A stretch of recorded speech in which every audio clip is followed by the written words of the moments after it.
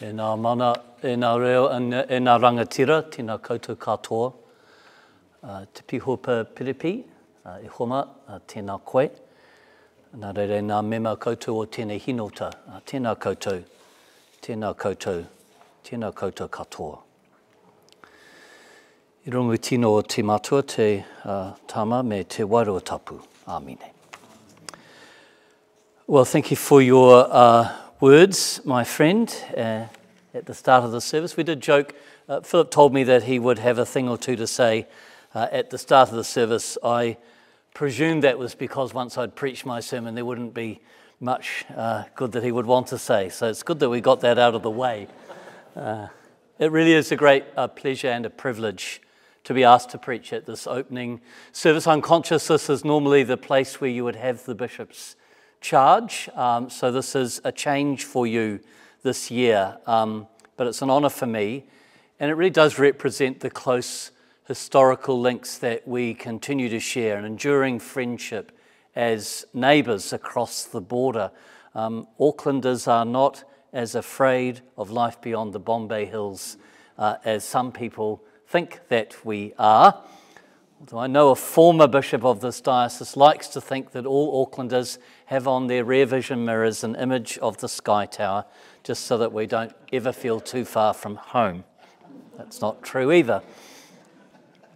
I do want to offer this koho then in a spirit of friendship and of love, but also in a spirit of empathy, as the kind of issues I know that you're grappling with at the moment and will grapple with through your synod are the issues that we are grappling with as well in Auckland, and I know that they are similar across most, if not all, of the other New Zealand dioceses.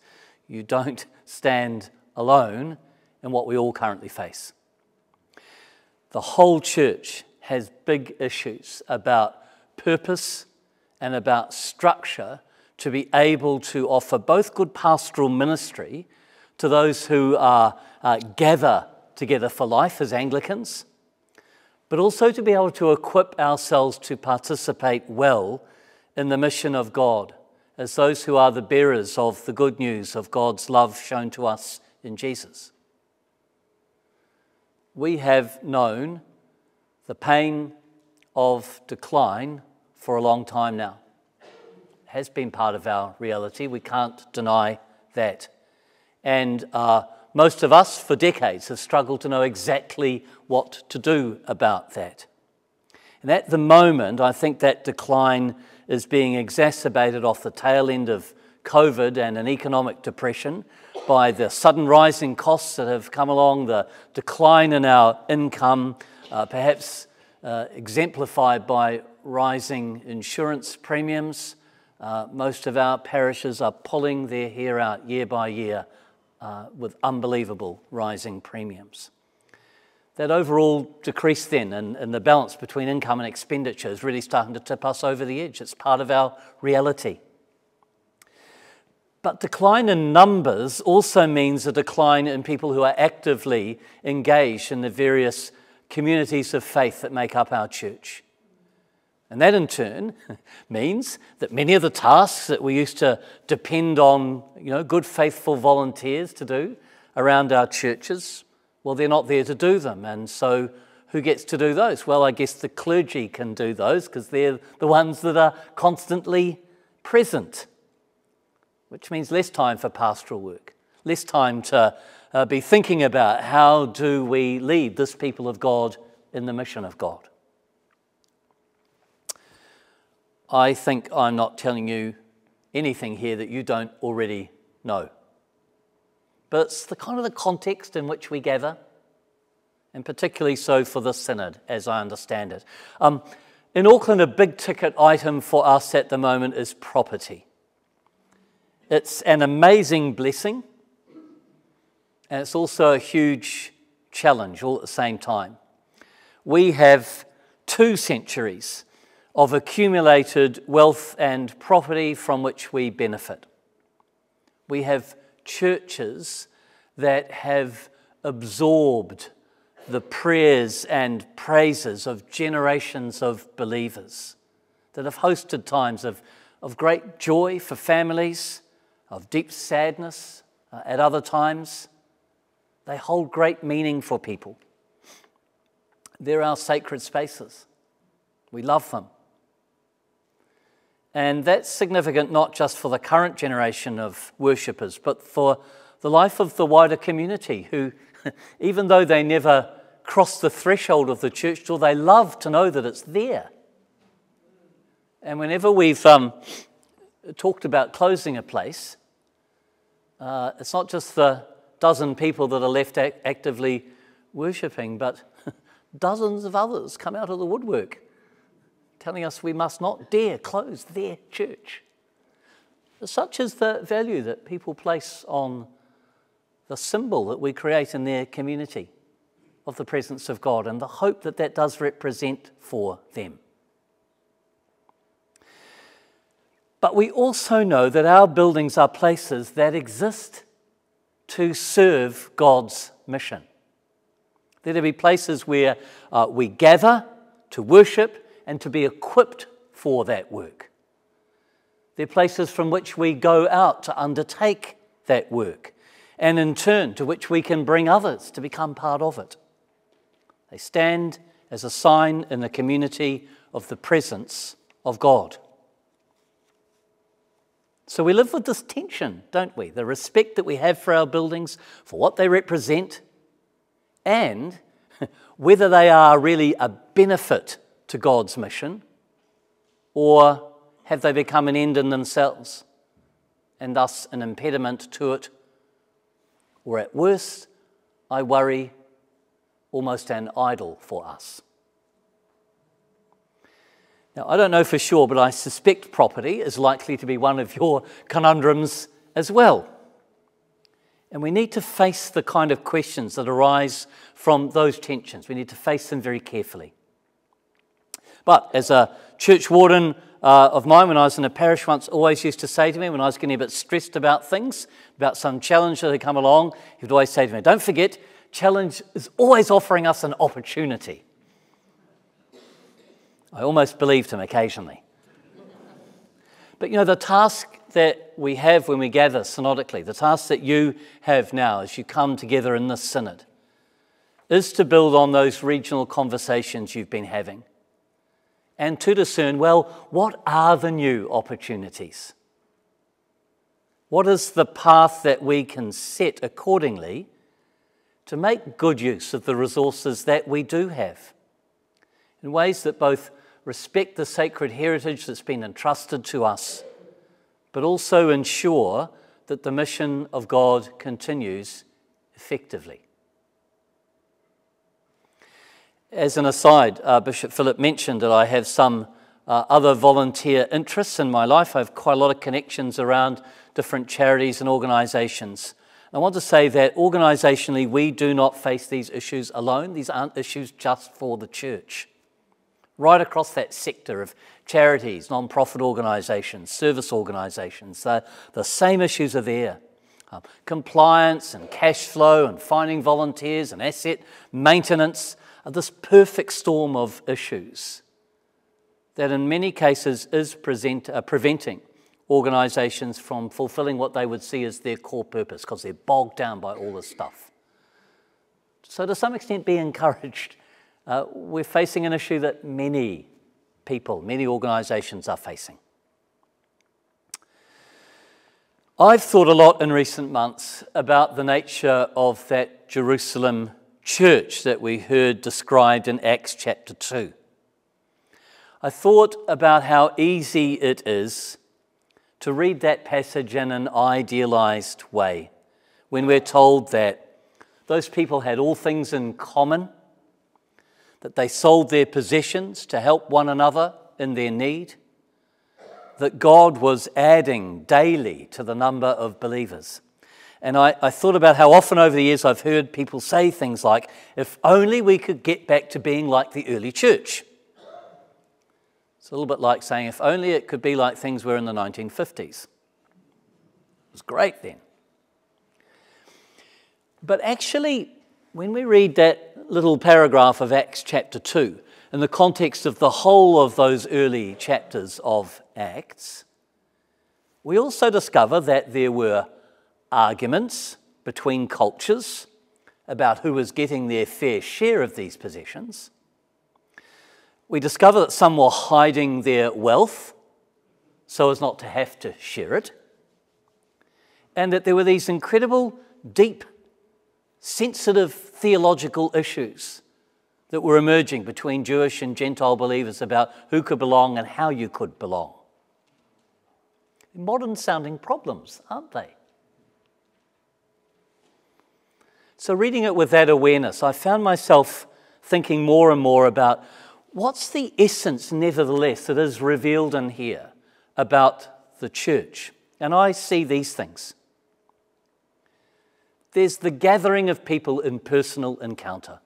It's a human activity. Kanohi ki te kanohi. They read the scriptures together. They make sense of them, interpreting them for how they might guide their life. They celebrate the sacraments.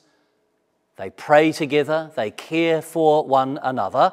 And they understand that they have a purpose in all of this, which is beyond themselves, to make known the love of God and the good news of Jesus to others. These are the things, I believe, that we must ensure that we retain in our church life, wherever our structures might change and develop, and in whatever way we choose to use our resources or repurpose them. Here, in those things, I believe, is the essence of church life. This past week, I've spent a few days away with one of the ecumenical groups I'm part of, with the Anglican Roman Catholic Dialogue Group. And we have explored the places of our respective faith beginnings in the north of Aotearoa. We had a similar hikoi with our Methodist friends a year or so ago, hugely worthwhile, and the Catholics heard about that and thought, it'd be good if we did that with the Anglicans too. So most of us will know our story well. Friendship between Ruatara and Marsden, the invitation to come to Rangihoa, that Christmas Day sermon, the establishment of the first mission station there. But I didn't really know about the places of Catholic beginnings, which are in the Hokianga. I knew that in some remote place in the Hokianga there was a little church where about 20 years ago the remains of Bishop Jean-Baptiste Pompellier, the first Catholic bishop in Aotearoa, that his remains had been repatriated from France and had been placed in this little remote church. So I was really excited to go to the place called Motuti and to have the experience of being in that place and seeing where Pompellier's remains have been now carefully placed. But what I didn't know is that on the way there, there's a little headland on the Hokianga Harbour called Totara Point. And it's there in 1838 where Pompellier and the few others that were with him moored their schooner in the harbour, rowed ashore, and first landed on soil in Aotearoa, and then on coming ashore, they celebrated Mass together. So with your Synod in mind, in our ongoing Auckland conversations, I couldn't help but reflect that the respective beginnings of Anglicans and Catholics in Aotearoa were ones where people simply came and connected with whenua. And in doing so, celebrated the presence of God there and made a response through their worship about this vocation that they were responding to be a part of God's mission in this place. And as I thought about that, I realized how, as our churches began here, we had pretty well nothing. And I remember something that our ministry educator in Auckland, Sarah Moss, said. She preached at our opening Synod Eucharist. As I said, we've been dealing with similar things. Sarah spoke about how in the midst of the kind of issues that we're facing, we tend to develop a mindset of scarcity. which can lead us even unconsciously to questions and strategies that become about how can we survive because we don't have much. And Sarah wondered about how our thinking can change if we can develop a mindset of abundance.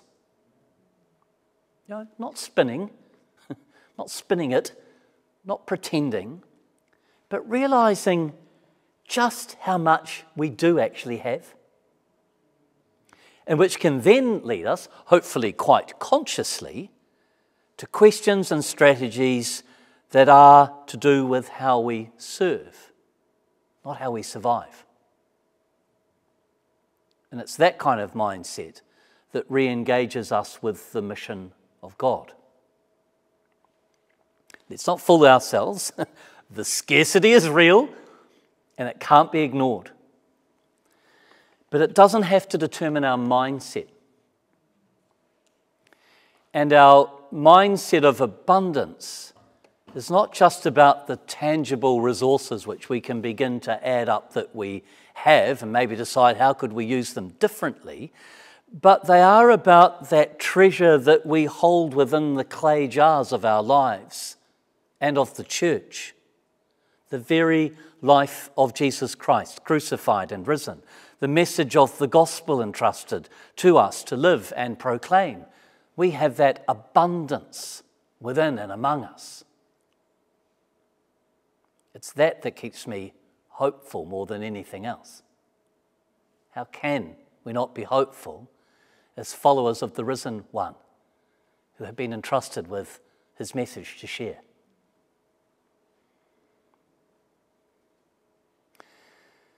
But it's also a scarcity in relation to ways of being church that largely belong to a societal context of a different era.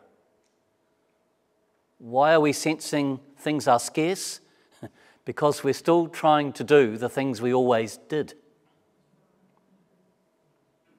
And so we're faced with imagining, with discerning how it can become an abundance for the context of the society within which we minister today and are called to serve today.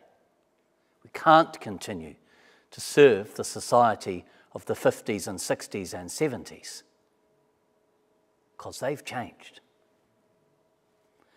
That's the biggest challenge for us. If we knew how to respond to that, we wouldn't be where we all are. And we've struggled to know what to do.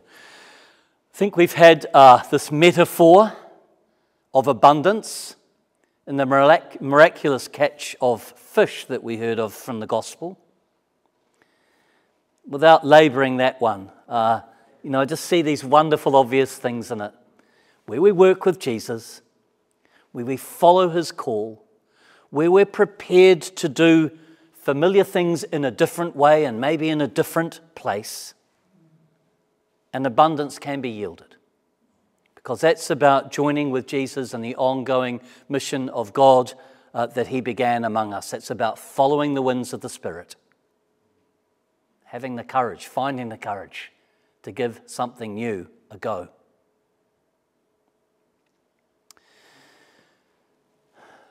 Friends, deliberate well. And know that the prayers of others are with you as you do so in these days. Listen for the voice of the Spirit as you identify the new opportunities that are being set before you. In all of the reality of the challenge of scarcity, remember the abundance of what you have. And above all, the abundance of the life of Christ that is within and among you. And let's all of us across this great church respond well to God's call to be bearers of the gospel message.